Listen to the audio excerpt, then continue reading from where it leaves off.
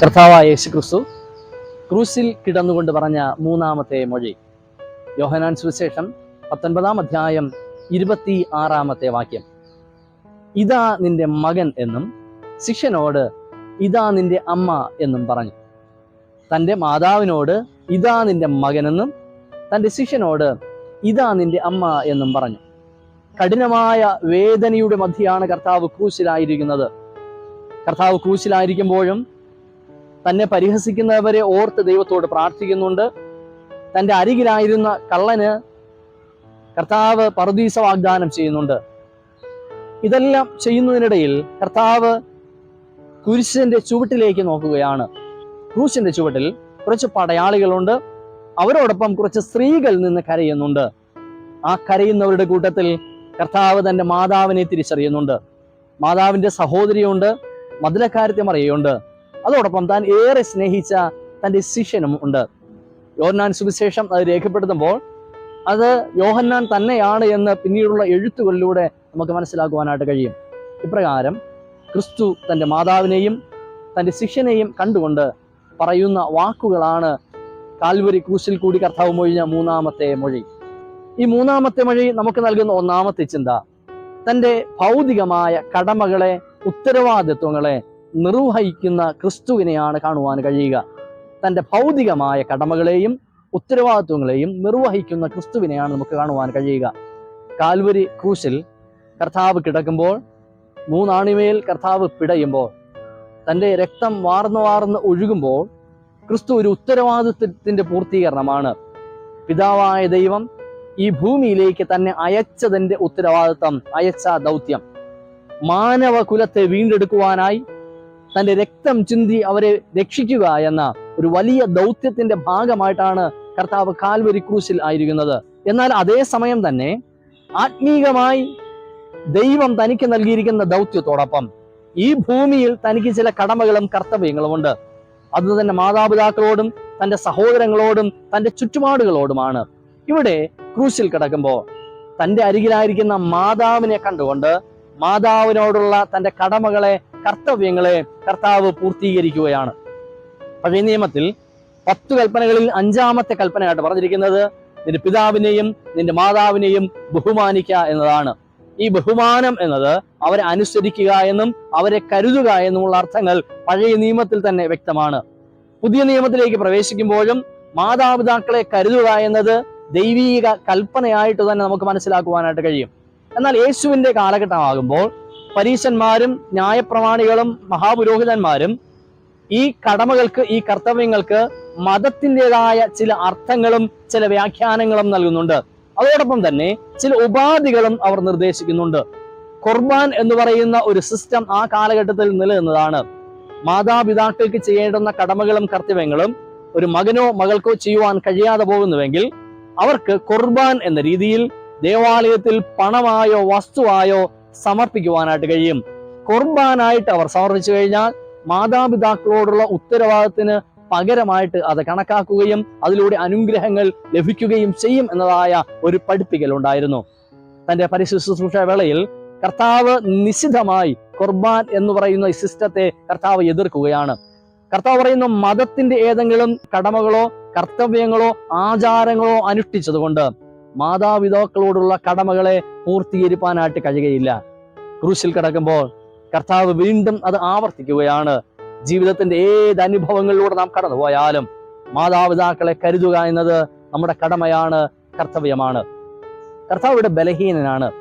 ചില മണിക്കൂറുകൾക്കകം തന്റെ ജീവിതം അവസാനിക്കുകയാണ്. താൻ ജീവിച്ചിരിക്കുന്നത് വരെ തൻ്റെ മാതാപിതാക്കളോട് ഉള്ള കടമകളും കർത്തവ്യങ്ങളും നിർവഹിക്കാനായിട്ട് കഴിയും. പക്ഷെ ഇന്ന് താൻ ആയിരിക്കുന്ന അവസ്ഥ വളരെ ബലഹീനമാണ്.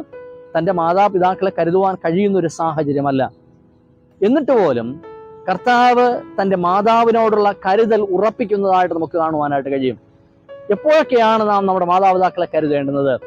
ചില ഇടങ്ങളിലൊക്കെ നമ്മുടെ സാഹചര്യങ്ങളെ കുറ്റം പറഞ്ഞ്, നമ്മുടെ സാമ്പത്തികമായ ബുദ്ധിമുട്ടുകളെ കുറ്റം പറഞ്ഞ്, നമ്മുടെ ബലഹീനതകളെ ഒരു കാരണമായിട്ട് വച്ചുകൊണ്ട് നമ്മുടെ മാതാപിതാക്കളോടുള്ള കടമകളെ, കർത്തവ്യങ്ങളെ നിർവഹിക്കാതെ നാം മാറി നിൽക്കുന്നുവെങ്കിൽ ക്രൂശിതനായ ക്രിസ്തു നമുക്ക് നൽകുന്നത് ഒരു വലിയ ചലഞ്ചാണ്.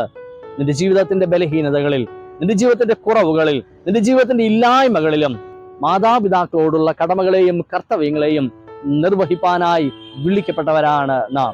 ഏതെങ്കിലുമൊക്കെ മതത്തിന്റെ ആചാരം കൊണ്ട് അതിനെ പൂർത്തീകരിപ്പാൻ കഴിയില്ല എന്ന് കർത്താവ് വളരെ വ്യക്തമായിട്ട് നമ്മെ പഠിപ്പിക്കുകയാണ്.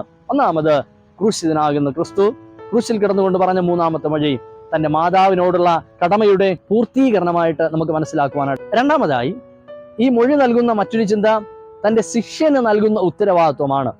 തന്റെ അരികിലായിരിക്കുന്ന താൻ സ്നേഹിക്കുന്ന ആ ശിഷ്യൻ. കാൽവരി ക്രൂശിലേക്ക് കർത്താവ് അടുക്കുമ്പോൾ കൂടെയുണ്ടായിരുന്ന പലരും ഇന്ന് കർത്താവിനോടൊപ്പം ഇല്ല, ശിഷ്യന്മാർ പലരുമില്ല. എന്തിനേറെ പറയുന്നു, യോഹന്നാൻ ഒഴികെ മറ്റൊരു ശിഷ്യനെയും നമുക്ക് ക്രൂശിന്റെ ചുവട്ടിൽ കാണുവാനായിട്ട് കഴിയില്ല. മീൻ പിടിക്കുന്ന ഇടത്ത് നിന്ന് താൻ വിളിച്ചു വേർതിരിക്കുന്ന നാൾ മുതൽ തന്നോട് ചേർന്ന് നടക്കുന്നവനാണ് യോഹന്നാൻ. ചിലയിടങ്ങളിലേക്ക് കർത്താവിന്റെ മാറോട് ചേർന്ന് യോഹന്നാൻ ഇരുന്നു എന്ന വചനം പറയുന്നുണ്ട്. ക്രിസ്തുവിന്റെ നെഞ്ചിന്റെ ചൂടറിഞ്ഞവനാണ് യോഹന്നാൻ. ആ യോഹന്നാനെ ക്രൂശിന്റെ ചുവട്ടിലും നമുക്ക് കാണുവാനായിട്ട് കഴിയും. യഥാർത്ഥ ശിഷ്യൻ ആര് എന്ന ചോദ്യത്തിന് ഒരു ഉത്തരമാണ് യോഹന്നാൻ. ക്രൂശിന്റെ അനുഭവങ്ങളിലും കൂടെ ഇരിക്കുന്നവനാണ് യഥാർത്ഥമായ ശിഷ്യൻ. ക്രൂശിന്റെ അവസ്ഥകളിലൂടെ, കഷ്ടതയുടെ, വേദനയുടെ, പീഡനങ്ങളുടെ അനുഭവങ്ങളിലൂടെ കടന്നു പോകുമ്പോഴും തന്റെ ഗുരുനാഥനെ തള്ളി പറയാതെ ഗുരുനാഥനോട് ചേർന്നിരിക്കുന്നവനാണ് യഥാർത്ഥ ശിഷ്യൻ. തന്റെ ശിഷ്യനായ യോഹന്നാനെ ക്രിസ്തു ശിഷ്യനായിട്ട് തിരിച്ചറിയുന്നുണ്ട്.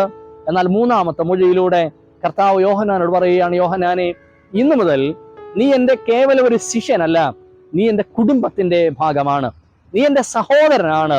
അതുകൊണ്ട് തന്നെ എൻ്റെ മാതാവിന് ഞാൻ ചെയ്യേണ്ടുന്ന കടമകളും കർത്തവ്യങ്ങളും ഒരു മകൻ എന്ന നിലയിൽ നീ ഏറ്റെടുത്തു ചെയ്യണം. ഇത് നിന്റെ മാതാവാണ്. ഇന്നലെ വരെ ഈ അമ്മ എൻ്റെ അമ്മയായിരുന്നു, എൻ്റെ മാതാവായിരുന്നു. പക്ഷെ ഇന്നു മുതൽ ഈ അമ്മ നിന്റെ കൂടി മാതാവാണ്. നീ എൻ്റെ കുടുംബത്തിന്റെ ഭാഗമായിട്ട് മാറുകയാണ്. ശിഷ്യത്വം എന്ന് പറയുന്നത് ഒരു വലിയ വിളിയാണ്, ഒരു വലിയ നിയോഗമാണ്. ആ വിളിയും നിയോഗവും നിർവടിയായിട്ട് നാം ചെയ്യുന്നുവെങ്കിൽ ക്രിസ്തുവിന്റെ കുടുംബത്തിന്റെ ഭാഗമായി നാം മാറുകയാണ്. അത് മറ്റൊരു ഉത്തരവാദിത്വം കൂടിയാണ്. യോഹന്നാൻ ആ ഉത്തരവാദിത്വം വളരെ സന്തോഷത്തോടെ സ്വീകരിച്ചു എന്നാണ് തൊട്ടടുത്ത വചനം പറയുന്നത്. ആ നിമിഷം മുതൽ യോഹന്നാൻ മറിയയെ തന്റെ ഭവനത്തിൽ കൈക്കൊണ്ടു എന്നതാണ്. ക്രിസ്തു തന്റെ പരിശുശ്രൂഷ വേളയിൽ പല ആവർത്തി പറയുന്നുണ്ട്, എന്റെ ശിഷ്യൻ, എന്നെ അനുഗമിക്കുന്നവൻ എന്റെ വാക്കുകളെ അനുസരിക്കുന്നവനായിരിക്കും, എന്റെ വചനപ്രകാരം ജീവിക്കുന്നവനായിരിക്കും. കർത്താവ് പറഞ്ഞ ആ വചനങ്ങളെല്ലാം യാഥാർത്ഥ്യമായി തീരുന്ന ഇടമാണ് ക്രൂശിലെ മൂന്നാമത്തെ മൊഴിയുടെ സാഹചര്യം. കർത്താവിന്റെ വചനങ്ങളെ കേട്ട് മനസ്സിലാക്കിയിരുന്ന യോഹന്നാൻ കർത്താവ് വീണ്ടും തന്നോട് പറയുന്ന ആ വലിയ ദൗത്യം ഏറ്റെടുത്തുകൊണ്ട് ക്രിസ്തുവിന്റെ മാതാവിനെ കരുതുവാനായിട്ട് ഒരുങ്ങുകയാണ്. യോഹന്നാൻ എന്ന ശിഷ്യന് പുതിയ ദൗത്യം നൽകുന്ന കർത്താവ് നമ്മോട് പറയുന്നത്, പ്രിയ ദൈവമക്കളെ, പ്രിയ ദൈവജനമേ, നിങ്ങളുടെ കരുതൽ ആഗ്രഹിക്കുന്ന അനേകം മറിയമാർ നമ്മുടെ ചുറ്റുപാടുമുണ്ട്. നമ്മുടെ അരികിലുള്ള മറിയയെ തിരിച്ചറിയുവാനായിട്ട് നമുക്ക് കഴിയണം. മക്കളുടെ കരുതൽ ലഭിക്കാതെ, പ്രിയപ്പെട്ടവരുടെ സ്നേഹം ലഭിക്കാതെ, ഏകാന്തതയുടെ ഒറ്റപ്പെടലിന്റെ തുരുത്തുകളിലായി പോയിരിക്കുന്ന അനേകം ജീവിതങ്ങളുണ്ട്. അത്തരം ജീവിതങ്ങളെ കണ്ടെത്തുകയും അവരെ കരുതുകയും കൂടി ചെയ്യുമ്പോഴാണ് യഥാർത്ഥ ശിഷ്യത്വത്തിന്റെ അനുഭവത്തിലേക്ക് നാം പ്രവേശിക്കുന്നത്. ശിഷ്യനിൽ നിന്നും ക്രിസ്തുവിന്റെ സഹോദരൻ എന്ന പദവിയിലേക്ക് നാം ഉയർത്തപ്പെടുന്നത്. കർത്താവ് ഒരിക്കൽ തന്റെ ശിഷ്യന്മാരോടും ജനതയോടും പറയുന്നുണ്ട്, നിങ്ങൾ എനിക്ക് എന്തെങ്കിലും ചെയ്യണമെന്ന് ആഗ്രഹിക്കുന്നുവെങ്കിൽ നിങ്ങളെ ചുറ്റുപാടുള്ള ചെറിയവന് ചെയ്യുക. നഗ്നനായി കിടക്കുന്നവനെ ഉടുപ്പിക്കുന്നത് നഗ്നനായ എന്നെ ഉടുപ്പിക്കുന്നതിന് തുല്യമാണ്. വിശന്നിരിക്കുന്നവന്റെ അയൽക്കാരന് ഭക്ഷണം നൽകുന്നത് വിശന്നിരിക്കുന്ന എനിക്ക് ഭക്ഷണം നൽകുന്നതിന് തുല്യമാണ്. ദൈവനാമത്തിന് നിങ്ങൾ എന്തെങ്കിലും ചെയ്യുവാൻ ആഗ്രഹിക്കുന്നുവെങ്കിൽ നിങ്ങളുടെ അരികിലുള്ള ബലഹീനന്, ചെറിയവന്, ഇല്ലായ്മയുടെ ഒറ്റപ്പെടലിന്റെ അനുഭവങ്ങളായിരിക്കുന്നവനെ കരുതുന്നത് എന്നെ കരുതുന്നതിന് തുല്യമാണ്.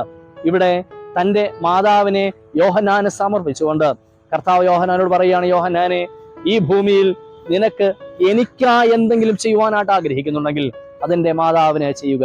എന്നെ കേൾക്കുന്ന ദൈവജനമേ, നമ്മുടെ ചുറ്റുപാടും ബലഹീനതയിലായിരിക്കുന്നവരെ കരുതുവാൻ, ക്രിസ്തുവിന് നാം എന്തൊക്കെ ചെയ്യുവാൻ ആഗ്രഹിക്കുന്നുണ്ടോ അതെല്ലാം അവർക്ക് ചെയ്യുവാനും അതിലൂടെ ദൈവിക അനുഗ്രഹത്തിന്റെ ഭാഗമായിട്ട് മാറുവാനും കഴിയണം. ക്രൂശിലെ മൂന്നാമത്തെ മൊഴി നമുക്ക് നൽകുന്ന ഒന്നാമത്തെ ചിന്ത ക്രിസ്തു തന്റെ ഭൗതികമായ കടമകളെ പൂർത്തീകരിക്കുന്നു എന്നതാണ്. രണ്ടാമത്, തന്റെ ശിഷ്യനെ പുതിയ ശിഷ്യത്വത്തിന്റെ തലങ്ങളിലേക്ക് ഉയർത്തുന്നു എന്നതാണ്. ക്രൂശിലെ മൂന്നാമത്തെ മൊഴി നൽകുന്ന മറ്റൊരു ചിന്തയുണ്ട്. അത് പ്രകാരമാണ് കർത്താവ് തന്റെ മാതാവിന്റെ തകർന്നു പോയ പ്രതീക്ഷകളെ പുനഃസൃഷ്ടിക്കുന്നു എന്നതാണ്. മൂന്നാമത്തെ മൊഴി നൽകുന്ന മറ്റൊരു ചിന്ത, കർത്താവ് തൻ്റെ മാതാവിൻ്റെ തകർന്നുപോയ പ്രതീക്ഷകളെ പുനർസ്ഥാപിക്കുന്നുവെന്നാണ്. ക്രൂശിന്റെ അരികിലായിരിക്കുന്ന മറിയ, തകർന്ന അവസ്ഥയിലാണ് മറിയ ആയിരിക്കുന്നത്. തൻ്റെ മകനെ, യേശു കുഞ്ഞിനെ ഉദരത്തിൽ താൻ ചുമക്കുവാൻ ആരംഭിച്ച നാൾ മുതൽ അനേകം പ്രതികൂലങ്ങളും പ്രയാസങ്ങളും മറിയയുടെ ജീവിതത്തിൽ കടന്നു വരുന്നുണ്ട്. പക്ഷെ ആ വേളയെല്ലാം കർത്താവിൽ നിന്നും അകന്നു മാറാതെ യേശുവിനോട് ചേർന്ന് നടക്കുന്ന ഒരു മറിയയെ കാണുവാനായിട്ട് കഴിയും. ക്രിസ്തുവിന്റെ ജനനം പോലും ഒരു സ്ത്രീ ആഗ്രഹിക്കുന്ന സുഖകരമായ ഒരു ചുറ്റുപാടിലായിരുന്നില്ല. ആ കുഞ്ഞ് ജനിച്ച് 2 വയസ്സാകുന്നതിന് മുമ്പ് ആ കുഞ്ഞുമായിട്ട് മിസ്രൈമിലേക്ക് ഒളിച്ചോടേണ്ടി വന്നിട്ടുണ്ട്. ജീവിതത്തിൽ ഉടനീളം ഈ സുരക്ഷിതമല്ലാത്തൊരു ജീവിത സാഹചര്യത്തിലൂടെയാണ് മറിയ കടന്നു പോകുന്നത്. കർത്താവ് പരിശുദ്ധ ശുശ്രൂഷ ആരംഭിക്കുമ്പോഴും മറിയയുടെ സാന്നിധ്യം പലയിടങ്ങളിലും വ്യക്തമായിട്ട് കാണുവാനായിട്ട് കഴിയും. ക്രൂശിന്റെ അരികിലും മറിയയുണ്ട്. പക്ഷെ ഇന്നലെ വരെ തനിക്കുണ്ടായിരുന്ന പ്രതീക്ഷയും പ്രത്യാശയുമെല്ലാം അവസാനിക്കുന്ന ഒരിടമാണ് ക്രൂശ്. തന്റെ മകനിതാ മരണത്തോട് മല്ലടിക്കുകയാണ്. ചില മണിക്കൂറുകൾക്കകം ആ മകൻ മരിച്ചു പോകും. ഇന്നലെ വരെ മകന് വേണ്ടി ജീവിതം മാറ്റിവെച്ച ഒരു മാതാവാണ്. അവന്റെ ജീവിതത്തിന്റെ ഓരോ നിമിഷങ്ങളിലും മകനോട് കൂടെ നടന്ന മാതാവാണ്. ഇതാ 33-ാമത്തെ വയസ്സിൽ തന്റെ മകന്റെ ജീവിതം അവസാനിക്കുകയാണ്. ഇനി ഞാൻ ആർക്ക് വേണ്ടി ജീവിക്കും? ഇനി എന്റെ നാളുകൾ ഞാൻ എപ്രകാരം ജീവിക്കും? എന്താണ് എന്റെ ജീവിതത്തിന്റെ ലക്ഷ്യം? എന്റെ മകന്റെ ജീവിതം അവസാനിക്കുന്നുവല്ലോ. തകർന്ന അവസ്ഥയിൽ, പ്രതീക്ഷകളെല്ലാം തകർന്ന അനുഭവത്തിലാണ് മറിയ ക്രൂശിന്റെ അരികിലായിരിക്കുന്നത്. പ്രിയ ദൈവജനമേ, സമാനമായ ജീവിത അനുഭവങ്ങളിലൂടെ കടന്നു പോകുന്ന അനേകം പേരുണ്ട്. തങ്ങൾ ജീവിച്ചിരിക്കെ മക്കൾ നഷ്ടപ്പെട്ടു പോയ അനേകം അമ്മമാരുണ്ട്, അനേകം പിതാക്കന്മാരുണ്ട്. ചിലരുടെയെങ്കിലും ജീവിതം നരകതുല്യമായിട്ട് മാറാറുണ്ട്. അതുവരെ മക്കൾക്ക് വേണ്ടി ജീവിച്ച ജീവിതങ്ങൾ ഇനി ആർക്കു വേണ്ടിയാണ് എന്ന് ചിന്തിച്ചുകൊണ്ട് ഭവനങ്ങൾക്കുള്ളിൽ ഇരുളടഞ്ഞ ജീവിത അനുഭവങ്ങളിലേക്ക് വലിഞ്ഞു പോകുന്ന അനേകം ജീവിതങ്ങളുണ്ട്. എന്നാൽ ക്രിസ്തു തന്റെ മാതാവിനോട് പറയുകയാണ്, അമ്മേ, ഇതാണ് നിന്റെ മകൻ. ഇന്നലെ വരെ നീ എന്നോടൊപ്പം നടന്നവളാണ്. ഇന്നലെ വരെ നീ എനിക്ക് വേണ്ടുന്നതെല്ലാം നൽകിയവളാണ്. എനിക്ക് വേണ്ടി നിന്റെ ജീവിതവും സമയവും ആരോഗ്യമെല്ലാം നൽകിയ മാതാവാണ്. ഇന്നു മുതൽ ഈ ശിക്ഷന് വേണ്ടി നിന്റെ ജീവിതത്തെ നീ സമർപ്പിക്കുക. ഒരു മകൻ എന്ന നിലയിൽ എനിക്ക് നീ എന്തൊക്കെ നൽകുവാൻ ആഗ്രഹിച്ചോ അതെല്ലാം ഈ ശിഷ്യന് നൽകുക. അവനെ കരുതുക, അവനോടൊപ്പം ആയിരിക്കുക. ഞാൻ പൂർത്തീകരിച്ച ശുശ്രൂഷയുടെ തുടർ ശുശ്രൂഷ ചെയ്യുവാനായിട്ട് ഈ ശിഷ്യനെ ഞാൻ ചുമതലപ്പെടുത്തുകയാണ്. അവന്റെ ജീവിതയാത്രയിൽ അവനോട് കൂടിയിരിക്കുക. ആവശ്യമായിരിക്കുന്ന ഇടങ്ങളിൽ അവന് ഉപദേശം നൽകുക. ബലഹീനമായിരിക്കുന്ന ഇടങ്ങളിൽ അവനെ ബലപ്പെടുത്തുക, ശക്തീകരിക്കുക. ഇപ്രകാരം അസ്തമിച്ചുപോയ പ്രതീക്ഷകളുടെ മധ്യേ കർത്താവ് പുതു പ്രതീക്ഷകളെ നൽകി അവളുടെ പ്രതീക്ഷകളെയും പ്രത്യാശകളെയും പുനർസ്ഥാപിക്കുകയാണ്. വേദനയിൽ, കണ്ണുനീരിൽ, വേർപാടിന്റെ അനുഭവത്തിലായിരിക്കുന്ന പ്രിയമക്കളെ, ആരെങ്കിലുമൊക്കെ ഈ വചനം കേൾക്കുന്നുണ്ടെങ്കിൽ ദൈവം നമുക്ക് നൽകുന്നത് ഒരു വലിയ പ്രതീക്ഷയുടെ അനുഭവമാണ്. കർത്താവ് നമ്മോട് പറയുന്നത്, നമ്മുടെ പ്രിയപ്പെട്ടവർ നഷ്ടമായി പോയിരിക്കാം, നമ്മുടെ മക്കൾ നമുക്ക് നഷ്ടമായി പോയിരിക്കാം, നമ്മുടെ പ്രിയപ്പെട്ടവൾ നമുക്ക് നഷ്ടമായി പോയിരിക്കാം. അതുകൊണ്ട് ജീവിതം അവസാനിച്ചു എന്ന് ചിന്തിക്കരുത്. നമ്മുടെ കരുതൽ ആഗ്രഹിക്കുന്ന അനേകം പേർ നമ്മുടെ ചുറ്റുപാടുമുണ്ട്. അപ്പന്റെ, അമ്മയുടെ സ്നേഹം നഷ്ടപ്പെട്ടു പോയ അനേകം മക്കൾ നമ്മുടെ ചുറ്റുപാടുമുണ്ട്. അവരെ കണ്ടെത്തുകയും അവരെ കരുതുകയും ചെയ്യുമ്പോഴാണ് നമ്മുടെ ജീവിതത്തിലെ യഥാർത്ഥമായ ലക്ഷ്യങ്ങളെ തിരിച്ചറിയുവാനായിട്ട് കഴിയുന്നത്. മറിയയുടെ കർത്താവ് പറയുന്നുണ്ട്, അമ്മേ, ഈ ക്രൂശിൽ നിന്റെ പ്രതീക്ഷയും പ്രത്യാശയും അവസാനിക്കുന്നില്ല. നിന്നിലൂടെ കരുതൽ ലഭിക്കേണ്ടുന്ന അനേകം പേർ ചുറ്റുപാടുമുണ്ട്. അവരെ കരുതുക, അവരെ സ്നേഹിക്കുക. ക്രിസ്തുവിന്റെ 3-ാമത്തെ മൊഴി അത് നമുക്ക് നൽകുന്നത് ചില ഉത്തരവാദിത്വങ്ങളാണ്. ഒരു മകൻ എന്ന നിലയിൽ, ഒരു അമ്മ എന്ന നിലയിൽ, ഒരു വ്യക്തി എന്ന നിലയിൽ, ഒരു ശിഷ്യൻ എന്ന നിലയിൽ നമുക്ക് അനേകം ഉത്തരവാദിത്വങ്ങളുണ്ട്. ക്രിസ്തു നൽകുന്ന ഈ മാതൃക നമ്മുടെ ജീവിതത്തിന്റെ ഭാഗമാക്കി മാറ്റി അനേകം പേരുടെ അരികിലേക്ക് കരുതലിന്റെ കരം പകരുവാൻ ദൈവം നമ്മെ ഒരുക്കുമാറാകട്ടെ, അനുഗ്രഹിക്കുമാറാകട്ടെ. ആമേൻ.